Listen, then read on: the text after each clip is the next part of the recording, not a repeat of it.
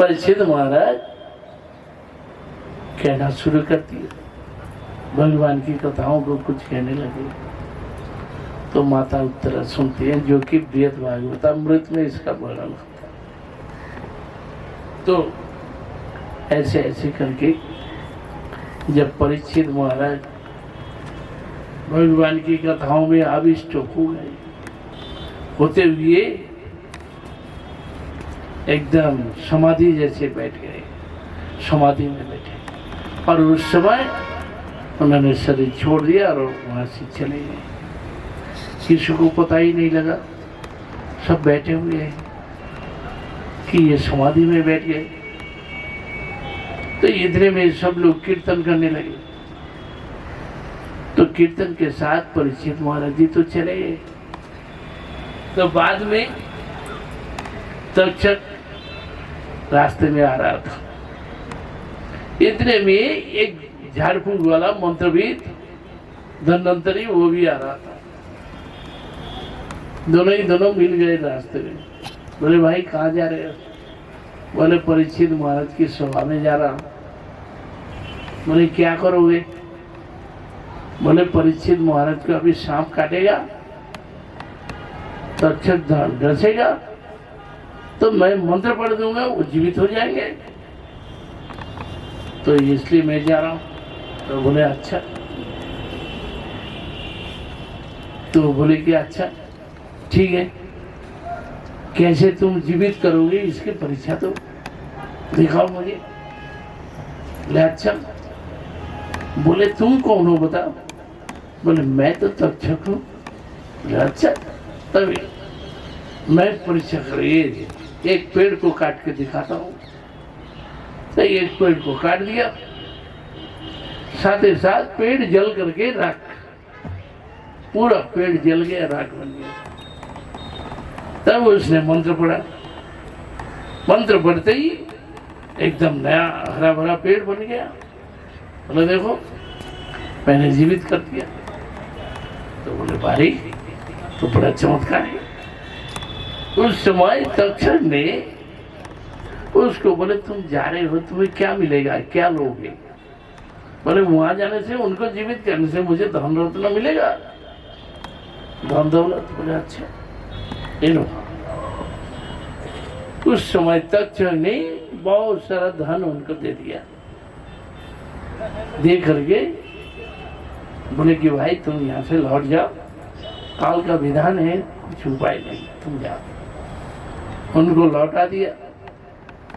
और तक्षक ने देखा कैसे जाए, लोग फूल लेके जा रहे थे, माला लेके, उनमें आ गए। बहुत छोटा सा एक कीड़ा बन करके आ गए। जब लोगों ने फूल की माला चढ़ाई उनको, माला के अंदर से छोटा सा एक कीड़ा निकल करके आया, तक्षक बन करके सिर पर डसा। तो पहले इस परीक्षित महाराज चले गए, बाद में आया तो क्या होता है? तो वो तो चले ही गए, है ही नहीं। तो इस तरह से तक्षक ने डसा। तो सुत गोस्वामी जी भागवत की कथा सुनाते हैं सोनकादि ऋषियों। उस समय 4 प्रकार के प्रलय की बात करते हैं, जिसमें आत्यंतिक प्रलय जो कि कृष्ण की भक्ति करें, उनका नाम लें, भजन करें और इस संसार से पार हो जाए, फिर कभी लौट कर आते नहीं। इसे कहा जाता है आत्यंतिक प्रलय। तो उस प्रलय का वर्णन करते हुए सुत गोस्वामी जी ने कहा कि श्रीमद् भागवतम पुराणममलम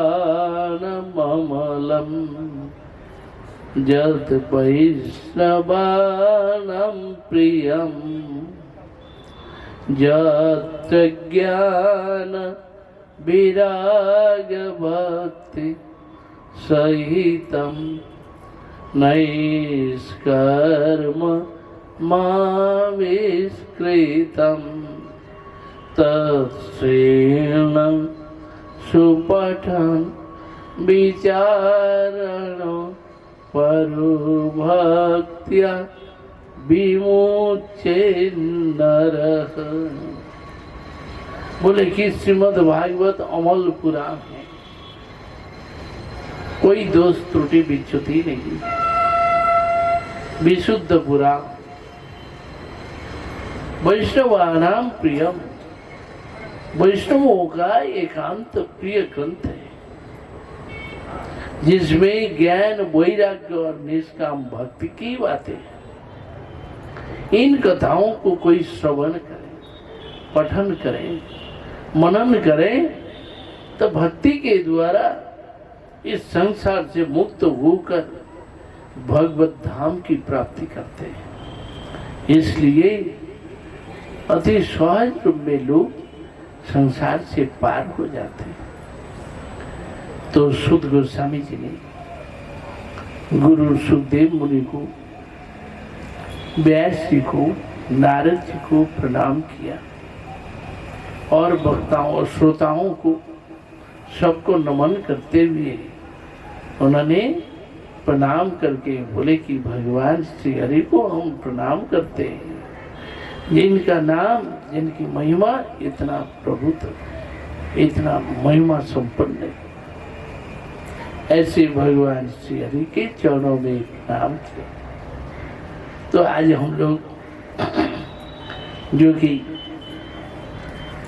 हमारे पूज्य से सुबल सखा प्रभु और परिवार वर्ग, समस्त भातृ वर्ग और जितने भी आत्मीय सज्जन हैं, सबके और सबको लेकर के भागवत कथा में बैठे।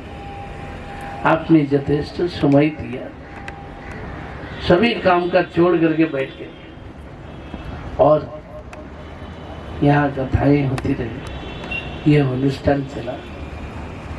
जो आपके पिताजी, माताजी, सभी परिवार वर्ग यहाँ सम्मिलित हुए। आप सभी को मेरा प्रणाम निवेदन है, आप सभी लोग मेरा प्रणाम स्वीकार करें। ये गुरु जी की कृपा से उन्होंने जैसे सिखाया और जैसे कहा, उनका आदेश, उनकी करुणा, उनकी कृपा से टूटे फूटे शब्दों में जितना जो कुछ आया, इसके लिए और भी समय चाहिए। गुरु जी कहते थे, बोले 7 दिन में नहीं करना, 14 दिन में, 15 दिन में, 9 दिन में ऐसे करना। परंतु यहाँ पर समय के अनुसार निर्धारित समय और उस समय के अनुसार जितना समय मिला, कुछ कथाओं को कहने के लिए चेष्टा की है। तो जो कुछ त्रुटियां हैं आप लोग अवश्य क्षमा करेंगे। फिर मुझे आशा है ऐसे ही ये वर्ष के अंत में अच्छा समय है और यहाँ पर जैसे बैठे ऐसे ही आगे और भी कथाएं होंगी, जिसमें श्री चैतन्य महाप्रभु की कथा हो, चैतन्य चरितामृत का, फिर भागवत के 10वें स्कंद की कथा हो, जिसकी पूरी कथाएं हों। ऐसे ऐसे अनुष्ठान भी आशा रखते हैं अवश्य होगा या किया जाएगा। और इसके साथ साथ जो कि आज अभी कीर्तन प्रस्तुत होगा, आरती होगी, आप लोग जो दूर जाने वाले हैं अवश्य प्रसाद ग्रहण करेंगे। सभी लोग यहाँ प्रसाद देंगे, यहीं पर पीछे, तो सभी लोग प्रसाद ग्रहण करेंगे। कल सुबह हम लोग हवन की तैयारी करेंगे। उससे पहले 1 घंटा हो सके तो, संभव हो तो हम कुछ भागवत की कथा पुनरावृत्ति के रूप में कुछ वर्णन करने का प्रयास करेंगे। फिर हवन होगा।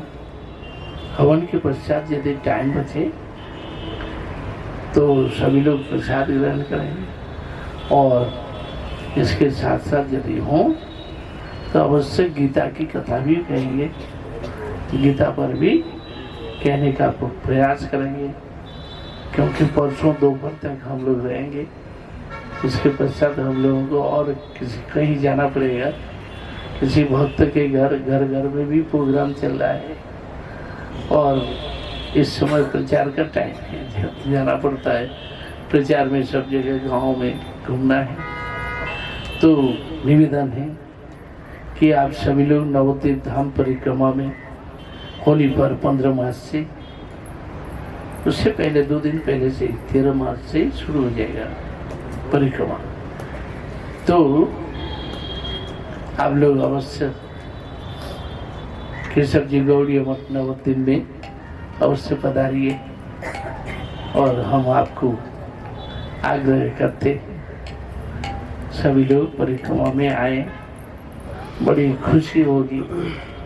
सभी भक्तों को हम आमंत्रित करते हैं कि आप लोग भी आए, क्योंकि इतनी व्यवस्था उतना तो हुए है ही नहीं, फिर भी नवद्वीप धाम परिक्रमा में आने का कष्ट करेंगे। तो यही मेरी प्रार्थना है। और अभी कीर्तन प्रस्तुत हो। गौर प्रेमानंदे हरे हरे।